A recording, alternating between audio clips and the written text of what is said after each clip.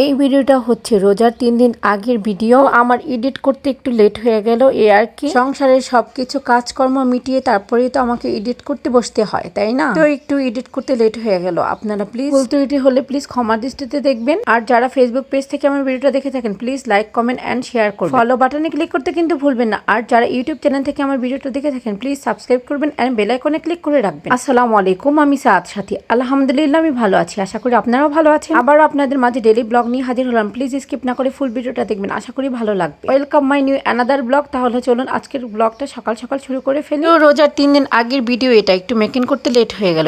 তো আমি রুটিটা বানিয়ে আগে আপনাদের ভাইয়াকে একটু সেকে দিচ্ছি, যেহেতু ও অফিসে চলে যাবে খেয়ে, আর আমরাও সবাই একসাথে নাস্তা করে নেব। আপনাদের ভাইয়া খেয়ে অফিসে চলে গেল, আর অনেকগুলো ফুলকপি নিয়ে আসছি। এগুলো আমি একটু ভাপ দিয়ে ফ্রোজিং করে রাখবো। এখন আমি এক এক করে সব বাজারগুলো নামিয়ে নিচ্ছি। ফুলকপি, বাঁধাকপি, শিম, টমেটো, কাঁচামরিচ, ধনিয়া পাতা আর হচ্ছে পালং শাকও নিয়ে আসছি। তো এখন আমি আগে ফুলকপিগুলো একটু আপাকে বলছি কেটে দেন, তো হালকা ভাপ দিয়ে পানি ঝরিয়ে ডিপ ফ্রিজে সংরক্ষণ করব। আর এই তো ক্লিনার মাছগুলো সিদ্ধ বসিয়ে দিয়েছি। আর এই তো আমার ফুলকপিগুলো আমি ধুয়ে সিদ্ধ বসিয়েছি, তো অনেকটা হয়ে গেছে। এখন আমি পানি ঝরিয়ে রেখে দিচ্ছি, আর ঠান্ডা হলে আমি ফ্রোজিং করব। আর এখন আমি ফুলকপিগুলো একটু ঠান্ডা করার জন্য আমি ছড়িয়ে দিচ্ছি। আমার মতন কে কে আপনারা ফুলকপি ডিপ ফ্রিজে সংরক্ষণ করেন কমেন্ট সেকশনে কমেন্ট করে জানাবেন। আপনাদের কমেন্টের অপেক্ষা করব। তো আমি এগুলো সব মেলে দিচ্ছি খুব ভালো মতো। আর এখন আমার ঠান্ডা হয়ে গেছে ফুলকপিগুলো। আমি এখন পলি ব্যাগে পরিমাণ মতো ফুলকপিগুলো ঢুকিয়ে রেখেছি। তো আমার সবগুলো পলি ব্যাগ করা হয়ে গেছে। এখন আমি ডিপ ফ্রিজের মধ্যে সবগুলো ফুলকপি রেখে দিব।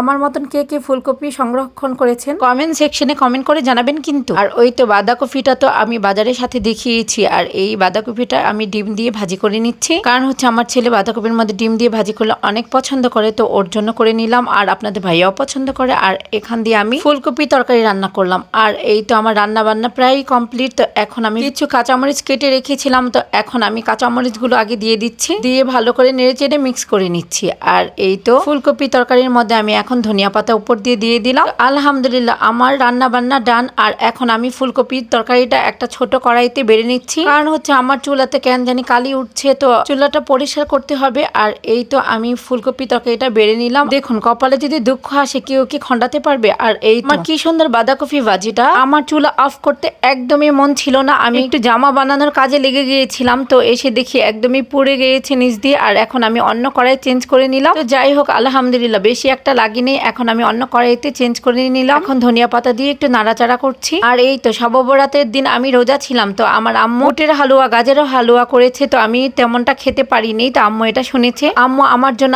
আবারও বুটের হালুয়া আর গাজরের হালুয়া করে পাঠিয়ে দিয়েছে। আর হচ্ছে চাউলের রুটি। তো আমার মা কাকে বলেছে, মার সন্তান খেতে পারেনি দেখে মার মনে আছে, তাই আম্মু আবারও কষ্ট করে আমার জন্য বুটের হালুয়া, গাজরের হালুয়া আর চাউলের রুটি করে পাঠিয়ে দিচ্ছে। আর আমি এখন বিসমিল্লাহর নাম নিয়ে খেয়ে নিচ্ছি। আল্লাহ তাআলা সকল মাকে নেক হায়াত দান করুক, আমি। যাই হোক আপনাদের সঙ্গে শেয়ার করছি, ওই তো বাঁধাকপি ভাজি করতে যে এই ড্রেসটা আমি বানাতে যে আমার বাঁধাকপি গুলো আমি পরে ফেলেছিলাম। তো যাই হোক আপনাদের সঙ্গে একটু শেয়ার করি যে আমি কিভাবে ডিজাইন দিয়ে বানালাম।